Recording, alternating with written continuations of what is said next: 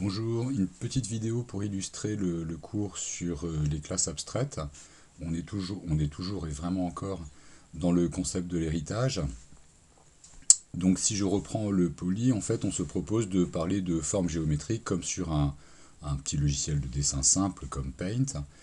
Et donc on a un programme de test sur lequel on a un tableau de formes, les formes, dans lequel on a un carré, des carrés, et dans lequel on a des cercles avec l'appel au constructeur ici qui réclame soit le côté du carré, soit le rayon du cercle.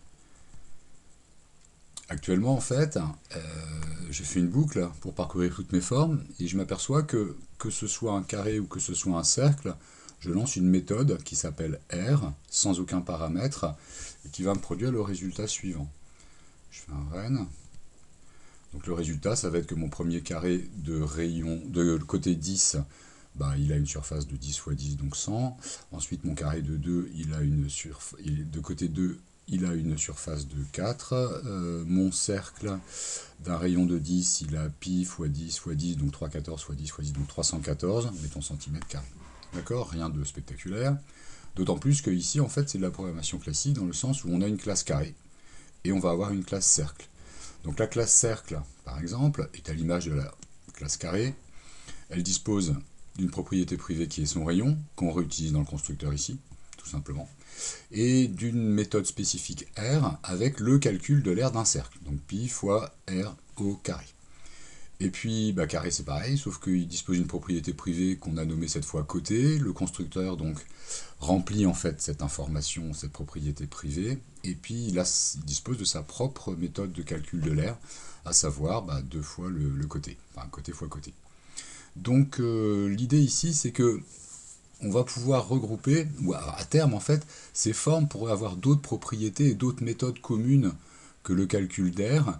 Et donc l'idée, ça va être de chapeauter en fait ces deux classes par une classe mère, mais qui n'a pas besoin d'être instanciée. On va l'appeler forme, et puis en fait, ce qui nous intéresse, c'est pas de faire un new form.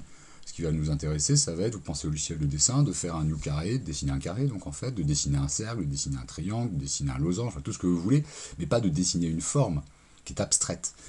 Donc ce qu'on va faire, pour quand même regrouper le code, on va créer cette classe abstraite et on va indiquer que nos deux classes phi carré et cercle en héritent.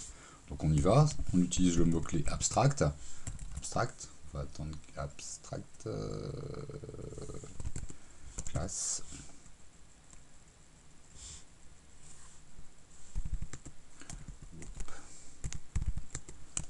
La forme. Ça commence exactement comme une classe, hein, sauf que j'ai mis le mot-clé abstract. Donc à l'intérieur, cette classe abstract va avoir aucune propriété en particulier, du moins pour l'instant. Par contre, elle va avoir une méthode qui est abstraite, et cette méthode qui est abstraite va être publique. Donc abstract. Voilà. Public fonction, on peut éventuellement la faire protéger aussi, hein, qui va s'appeler R, qui va pas prendre de paramètres et qui, en l'état actuel des choses, bah, ne peut pas disposer de code puisqu'on ne connaît pas la nature de la forme, elle est abstraite. Et s'il s'agit d'un carré ou d'un cercle, en fait, c'est pas la même formule pour calculer son aire ou sa surface. Donc on va se contenter de ça. Et avec ce qu'on vient d'indiquer ici, sur ces trois lignes, eh bien on indique que toute forme doit disposer d'une méthode qui permet de calculer son aire. C'est ce qu'on réalise dans la classe carré, qui devient phi de forme. Pas formulaire, forme. Ok, et pareil pour le cercle.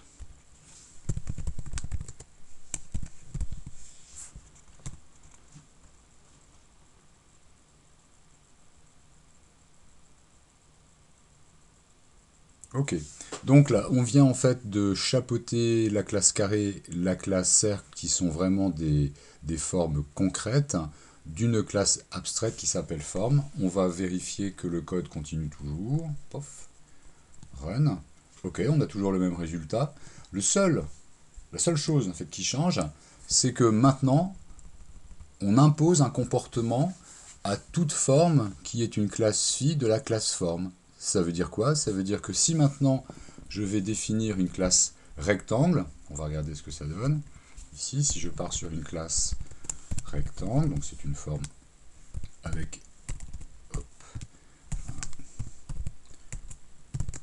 qui étend donc ma forme. Et là, logiquement, on va voir un petit message ici qui nous dit que rectangle n'est pas abstraite et doit surcharger, remplacer, réécrire la méthode abstraite de l'aire que l'on retrouve dans la classe mère qui est la forme, puisque rectangle est en forme. Donc on va faire pareil, hein. On va se doter en fait cette fois notre rectangle de deux propriétés, une largeur et une longueur.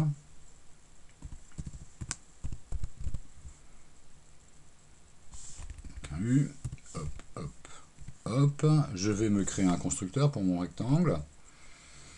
Donc j'insère le code, je vais dans le constructeur, ok, je lui dis que je veux construire avec tout, donc il me génère le constructeur, et puis maintenant en fait je vais partir dans la méthode héritée qui est la méthode de l'aire. Donc je vais la rendre publique pour pouvoir l'utiliser. Une fonction, elle s'appelle R, elle prend aucun paramètre, donc il est important de respecter la signature que l'on avait dans la classe forme, donc il n'y a aucun paramètre ici, donc on fait exactement pareil, on est obligé de le respecter, mais cette fois il y a du code, autrement dit un bloc de code délimité par des accolades. Voilà ça ici, et donc je vais retourner maintenant la formule de calcul de l'aire de mon rectangle. Donc ça va être quoi? Ça va être la longueur même, $10 longueur, pardon, je cherche la propriété privée, la largeur, mettons, multiplié par la largeur, la longueur même. Vas-y, pom, pom. Voilà.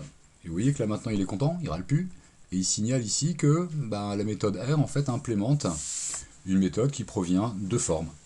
Donc il l'implémente, c'est-à-dire qu'il met du code à une classe qui, dans la classe mère, classe forme, n'est que abstraite quoi en fait.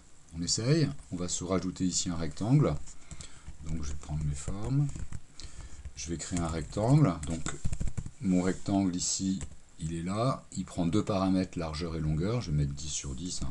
Ah non, 10 sur 40, donc ça va faire 400. Et c'est tout, j'ai rajouté un rectangle à mes formes, donc on va regarder la dernière ligne qui va être affichée par le for each. On fait un run, et donc on a bien le 400 ici qui correspond à notre rectangle. Donc l'intérêt ici de la notation, c'est que on s'aperçoit au final qu'avec une notation qui est unique, une forme flèche R, eh bien on a un comportement qui va être différent. Autrement dit, le système, PHP en l'occurrence ici, sait que la forme, elle est soit carré, soit cercle, soit rectangle, et il va aller chercher la méthode de calcul de l'aire, qui est la bonne.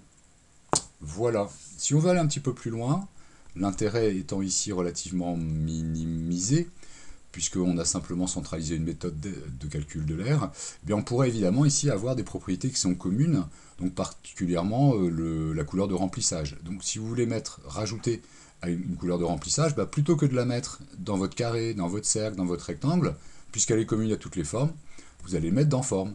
Donc ici, je l'ai déjà codé. Vous allez par exemple indiquer une propriété ici protégée, donc accessible par les filles, qui va être la couleur. On va simplement mettre un assesseur au niveau de la forme. Et si on regarde par exemple, ne serait-ce que la classe carré, dans la classe carré, en fait, vous n'avez rien qui ne fait référence à la couleur, puisque carré hérite de forme, forme est protégée, donc carré hérite de sa couleur. D'une couleur. Pareil pour cercle, pareil pour le rectangle. On regarde un petit peu ce que j'ai mis ici comme code, pour aller un petit peu plus loin. Donc dans le for each, j'ai mis simplement de faire en sorte de récupérer la classe de la forme, ensuite de calculer son aire, on l'a vu dans l'exemple précédent, et puis de rajouter simplement l'affichage de la couleur, sachant que la couleur, ici, je me suis proposé non pas de l'affecter par un setter, mais de l'affecter directement dans le constructeur, ceci restant discutable. Donc si je fais ça, au niveau d'un run, ça va me donner ceci. Par exemple, pour la première forme qui était un carré avec une aire de 10 cm, avec un côté de 10 cm, ça fait une aire de 100 et sa couleur est rouge. Etc., etc. Vous pouvez imaginer en fait toutes les méthodes et les propriétés qui sont propres à des formes.